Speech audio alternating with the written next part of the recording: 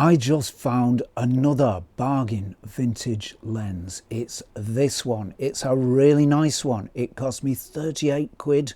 And if you want to know what it is, keep watching.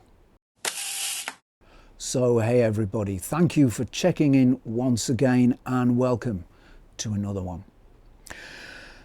I was looking for a lens the other week on eBay and gosh, I think I must have looked for an hour or more. I spent a long while on there. I looked at all the lenses that I could think of from Nikon, Canon, Olympus, all the major manufacturers. And it was a little bit of a tricky research exercise. I just wasn't finding anything. But just when I thought I wasn't going to find anything, I found this. And this is a really nice lens. Shall I tell you what it is? All right, it's the Vivitar 100mm f2.8. It isn't much to look at. It's just an ordinary looking thing from the late 70s, mid to late 70s. It's got an M42 mount on the back. It really isn't much to look at, and I hadn't heard of it before. This one had gone completely under my radar. So before we go any further, let's have a closer look at this very interesting piece of glass. And here is our little Vivitar lens.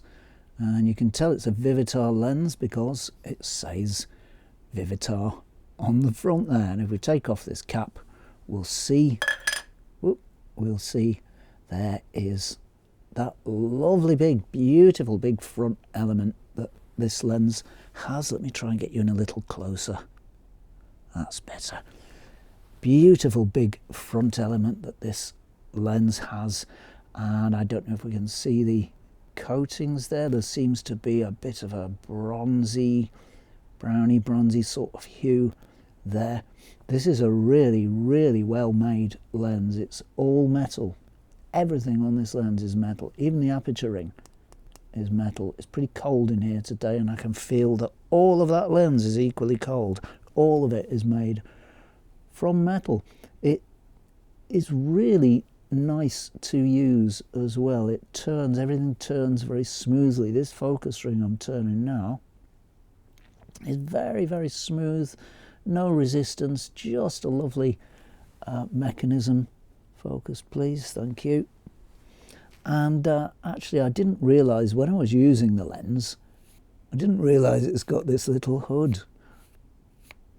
And that could have saved me a bit of bother in strong sunlight, but we'll come to that shortly. There's the rear of the lens with its good old M42 screw mount. There it is.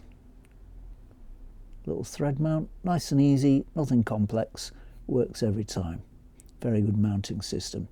This was probably a really smooth, nice looking lens when it was new. This one has something of the effects of time on it. There are one or two little scratches and scrapes on the body there, but you know, having said that, that's not going to affect the operation.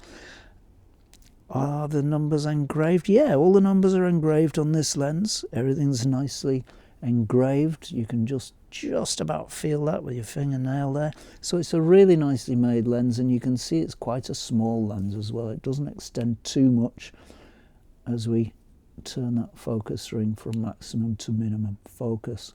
Really nice little piece of glass.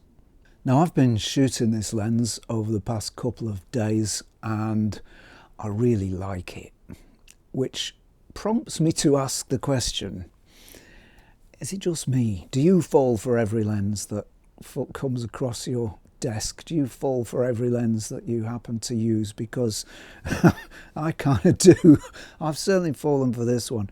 It's a really nice one. Now, here's the curious thing about this lens, and this is a very curious thing. The internet says that this lens is not very good, and it's full of reports about how it's very soft and mushy, wide open, how the colour's not very good, how the blur's not very good, and so on and so on. Lots and lots of criticisms, but it actually is a good lens. And I'm just wondering if this is the internet echo chamber at work. It's very, very odd. I mean, journalists have long, used each other's copy and repeated each other's copy if they've not been able to get right to the source of the story themselves.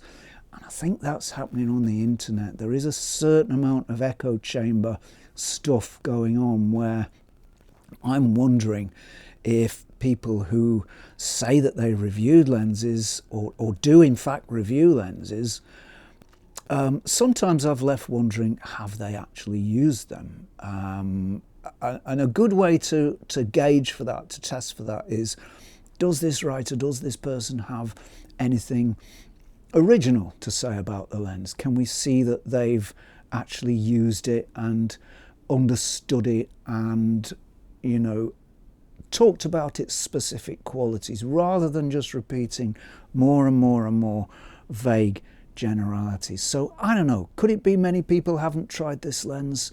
I don't know. I have tried it, and I do really like it, and I'll tell you why.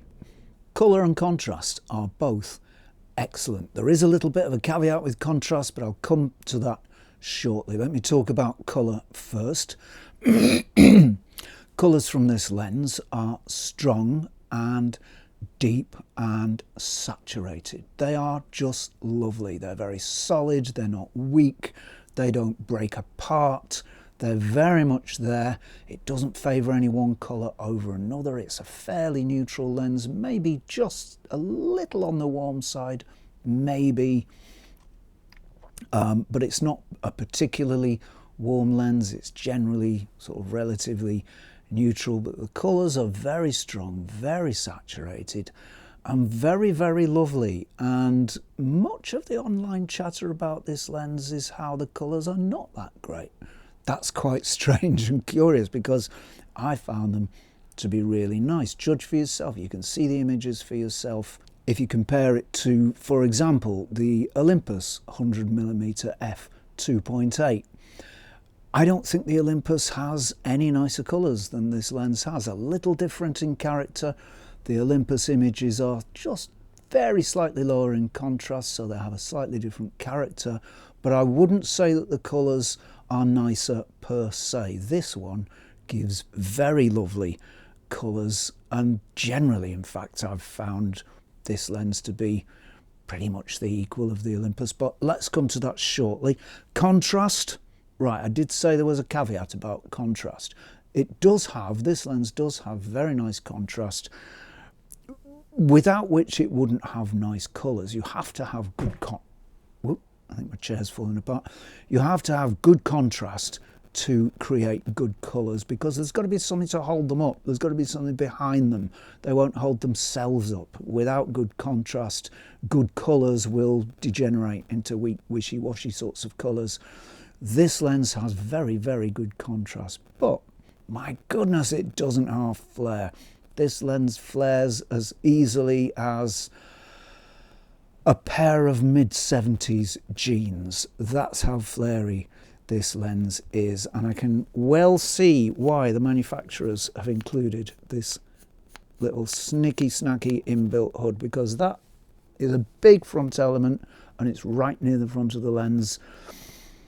I don't think the coatings are particularly strong for battling with sunlight, for coping in very, very strong sunlight when you're shooting almost directly into the sun. So it may be that the coatings are not quite as good as on the Olympus lens. I think the Olympus lens would resist flaring a little better than this. But nevertheless, I love the way it flares. I would not put this down as a demerit. I wouldn't put this down as a bad mark against this lens, because it's a beautiful aesthetic effect. Here is a lens that can make very, very striking, low contrast, delicate looking shots. If you just get that sun just right, it needs to be about this angle, I don't know, maybe 20 degrees to the lens, something like that. Within that 20-degree window, it will pick up the most magnificent flares in direct sunlight, and gosh, it's just so beautiful when it does that.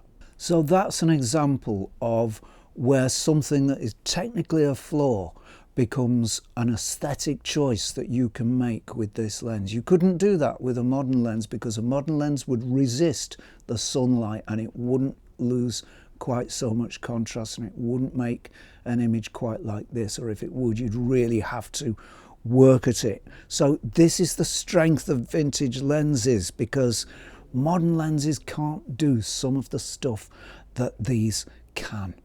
Background blur, well, it's got plenty of it. It's a 100mm f2.8 lens, so given that blur is both a function of focal length, the longer you go the more background blur you will make, and aperture, the wider you can go the more blur you will make, then this is going to be a fairly blur.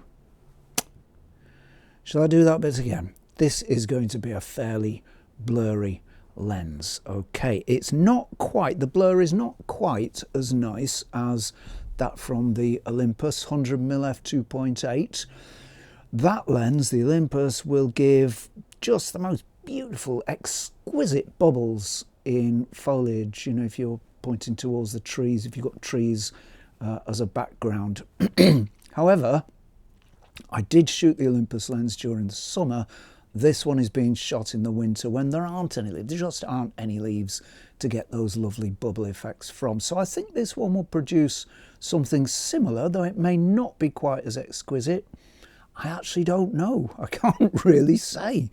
The blur that I've seen, the bubbles that it does make are pretty nice. Sometimes the blur's a bit untidy from this one. It can be a little, what can I say, not terribly well arranged and a little bit untidy, but by and large it's nice and soft, but it has some character. It's a little bit harsh here and there, but it's easy to shoot around that. By and large it's soft with character, which means this is not a clinically smooth lens like you know, a Sony 50mm f1.8 would be, a modern lens. It just isn't like that. It's got imperfections, and so it has little bits of optical aberrations. It has little flaws, and all of those little flaws add up to character, and that's a very important thing, and that's why we shoot vintage lenses. This one has it by the bagful in its background blur. The internet, bless it, says that this isn't a very sharp lens, and I think much of the internet hasn't shot this lens. However, I have, and I can say it's at least as sharp as any number of other vintage lenses you could name. It is a little soft wide open, but then we must expect a vintage lens to be soft wide open. They all are. I've not shot one that isn't just that little bit softer wide open than it is stopped down, and in some of them that softness is fairly noticeable. I'm glad to say this is not one of those lenses. I think this lens is equally as sharp as, for example, the Olympus 100mm f2.8. It's equally as sharp as the Leica 90mm f4. That's a much slower lens, so it's likely to be a bit sharper, but it's also a much older lens as well. It's a 1950s lens, and this one is easily on a par with it. So I think much of the internet hasn't shot this lens wide open. I shot it wide open because that's how I like to shoot, so I shot it wide open for much of the time, aside from when I was testing what it can do stop down. And stop down, as you'll see, it does sharpen up a bit, but all vintage lenses do that. The Olympus 100mm f2.8 does that, the Leica 90 f4 does that, the Carl Zeiss Jena Pankola 80mm f1.8, it does that, you know. So there is no vintage lens that's immune from this effect. This is slightly softer wide open than it is at f4, but that we must expect. Having said that, it is entirely sharp enough to shoot wide open all day long, and that is pretty much how I shot it. Chromatic aberration, well, it's very well controlled actually. I was surprised to see. I expected this lens shot wide open to be, when I shot the trees against the skyline, I expected it to be a bit of a mess of splaying, green and purple shadows, but it isn't. It does show some CA, but only under, I could only see it anyway, under very extreme conditions. For example, shooting almost directly into the sun when the contrast completely fell apart. There you can see some CA creeping in. Other than that, I couldn't see very much at all. There is some there, it's a vintage lens after all, and even on modern lenses there's often plenty of CA.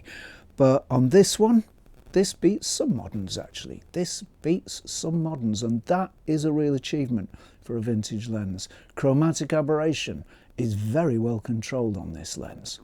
Vignetting, well, it's a 40-year-old 100mm f2.8, so yeah, it's got some. It's not the worst I've seen, and it's not the best I've seen. It's about somewhere in the middle. The corners are a little darker at f2.8 than they are at f4, f5.6, and again at f8. So it gets progressively, the corners get progressively lighter, pretty much up to f8 when the darker corners are almost gone.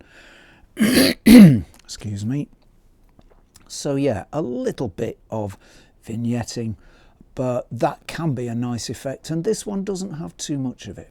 So in conclusion, this is a lovely little lens that much of the internet has got wrong, so beware and be cautious before you form too strong an opinion based on internet reports.